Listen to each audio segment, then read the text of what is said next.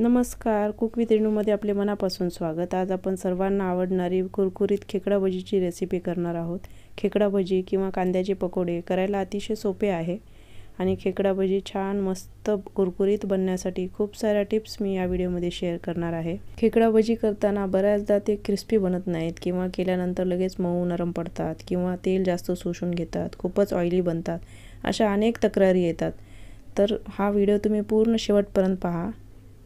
कुरकुरीत खेकडा भजी करायला खूप सोपे आहे, फक्त काही टिप्स आपण फॉलो करायचे आहेत। चला तर मग आपण साहित्य आता पाहूया। त्यासाठी मी 3 वाट्या बेसन पीठ घेतलेले आहे आणि 1 अर्धी वाटी तांदळाचं पीठ लागणार आहे आपल्याला आणि मध्यम आकाराचे कांदे मी 8 ते 9 घेतलेले आहेत आणि हे सर्व बाकीचं साहित्य मी तुम्हाला आता व्हिडिओमध्ये दाखवते किती प्रमाण घेतलेलं आहे। आता मी ओवा आणि जिरा छोटा 1-1 चमचा घेतलेला आहे आणि थोडंसं मीठ टाकून आता मी हे थोडंसं जाडसर कुटून घेणार आहे खलबत्त्यामध्ये। खूप जास्त बारीक मी वाटणार नाही आहे, खलबत्त्यामध्ये ओबडधोबड थोडंसं कुटून घेतलेलं आहे। जिरा आणि ओवा न भाजताच ही पूड मी केलेली आहे। आता मी कांद्याचे पातळ काप करून घेतलेले आहेत। लांब आपल्याला चिरून घ्यायचं आहे। कांद्याचे पाकळ्या हाताने असे सर्व आपल्याला मोकळे करून घ्यायचे। 4-5 हिरव्या मिरच्या बारीक कट करून मी आता टाकत आहे। मिरची तुम्ही तुमच्या आवडीनुसार घ्या। 7-8 कढीपत्त्याची पानं बारीक चिरून मी टाकलेली आहे आणि थोडंसं कोथिंबीर मी टाकलेलं आहे आणि ओवा जिऱ्याची पूड मी आता टाकत आहे आणि 1 चमचा आलं लसूणची पेस्ट मी आता टाकलेली आहे आणि 1 पाव चमचा हळद मी टाकलेली आहे आणि 1 ते 1.5 चमचा मी लाल तिखट टाकलेलं आहे आणि चवीनुसार आपल्याला मीठ टाकायचं आहे। आता हे सर्व आपल्याला कांद्याला हे लावून घ्यायचं आहे। कांद्याला हे सर्व मसाला लावून थोडा वेळ आपल्याला असंच ठेवायचं आहे, म्हणजे कांद्याला आपोआप थोडंसं पाणी सुटते। कांद्याला पाणी सुटल्यानंतरच आपल्याला आता तांदळाचं पीठ आणि बेसन ॲड करायचं आहे।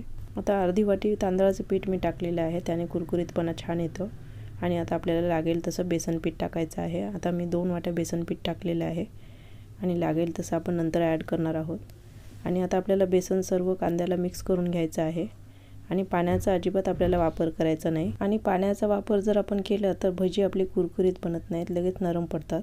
कांद्याला मीठ लावल्यामुळे कांद्याला आपोआपच थोडंसं पाणी सुटलेलं असते, त्यामध्येच आपल्याला हे पीठ काढून घ्यायचं आहे आणि लागलंच तर 1-2 चमचा पाणी तुम्ही ॲड करू शकता। कांद्याला बेसन थोडं मला कमी वाटत आहे, म्हणून मी 1 अर्धी वाटी बेसन अजून टाकलेलं आहे आणि आता आपल्याला हे सर्व एकजीव करून घ्यायचं आहे आणि बेसनचं प्रमाण लागेल तसं तुम्हाला वापरायचं आहे आणि आता हे आपल्याला तळून घ्यायचं आहे। कढईमध्ये मी तेल तापत ठेवलेलं आहे आणि आता मी हे पकोडे टाकून घेणार आहे। एका वेळी कढईत मावतील एवढेच आपल्याला टाकायचे आहेत आणि टाकतेवेळी गॅसची फ्लेम मी हाय ठेवलेली आहे। भजी सर्व टाकून झाल्यानंतर आता गॅस फ्लेम मध्यम करून आपल्याला तळायचं आहे। खालची साईड थोडीशी तळून झाल्यावर मग आपल्याला साईड पलटून घ्यायचं आहे आणि गॅसचं फ्लेम खूप हाय करून आपल्याला तळायचं नाही, तर वरतूनच फक्त कलर येते पण आतमध्ये कच्चंच राहू शकते आणि आपल्याला कुरकुरीत पकोडे बनवायचे, त्यामुळे आपण हे मध्यम गॅसवरच आपल्याला छान सोनेरी रंगाचं होईपर्यंत तळून घ्यायचं आहे आणि आता हे तेल आपल्याला निथळून घ्यायचं आहे। आता हे मी टिश्यू पेपरवर ठेवून देणार आहे आणि खूप कुरकुरीत झालेले आहेत। आता आपण तसंच बाकीचंही करून घेऊया। कढईत मावतील एवढेच आपल्याला भजी सोडून घ्यायचं आहे आणि टाकतेवेळी असं मोकळं आपल्याला टाकून घ्यायचं आहे। असं हलक्या हातानेच आपल्याला टाकून घ्यायचं आहे।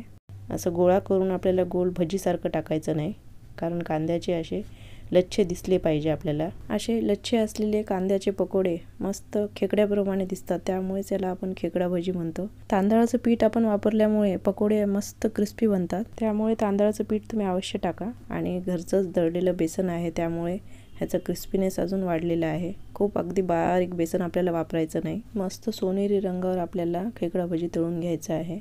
लो गॅसवर आपल्याला खेकडा भजी अजिबात तळायचं नाही, नाहीतर आपले भजी खूप तेलकट बनतात। मस्त कुरकुरीत खेकडा भजी आपली बनून रेडी आहे। हिरव्या मिरच्यांना मध्ये थोड्याशा चिरा पाडून मी आता तळून घेत आहे, भजीसोबत खाण्यासाठी मस्त लागतात। बाहेर मिळते तशीच अगदी छान मस्त कुरकुरीत खेकडा भजी झालेली आहे आणि चवीला तर खूपच अप्रतिम झालेली आहे।